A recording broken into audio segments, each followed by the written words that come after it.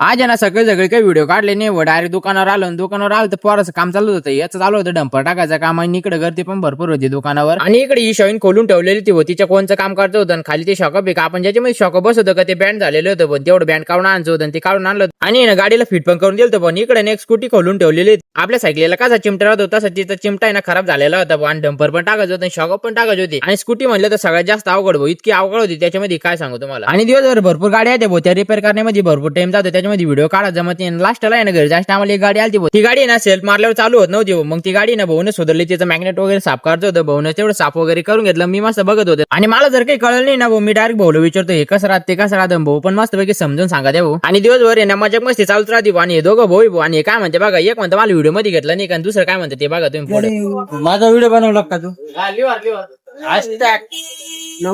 आज आहे ना गॅरेजवर जास्त टाइम झालं भाऊ. म्हटलं चाला आता घरी. दररोजच्या ना गाडीमध्ये 100 रुपये पेट्रोल टाकतो. म्हणलं आता गाडी किती जावर ते काही कळणारच नाही. दररोज 100 रुपये पेट्रोल टाकते. मग मी काय केलं, 90 रुपयाचं पेट्रोल बिस्लरी मध्ये घेतलं भाऊ. म्हणलं आता जिथे गाडीचं पेट्रोल संपन तिथं टाकून देऊ. आता मग पेट्रोल तर काही संपलं नाही भाऊ, घरलोक जाऊ सर. तर मित्रांनो तुम्हाला व्हिडिओ आवडला असेल तर लाईक फॉलो काय जे असेल ते करून घ्या. मी तुम्हाला भेटतो पुढच्या व्हिडिओ मध्ये. बाय.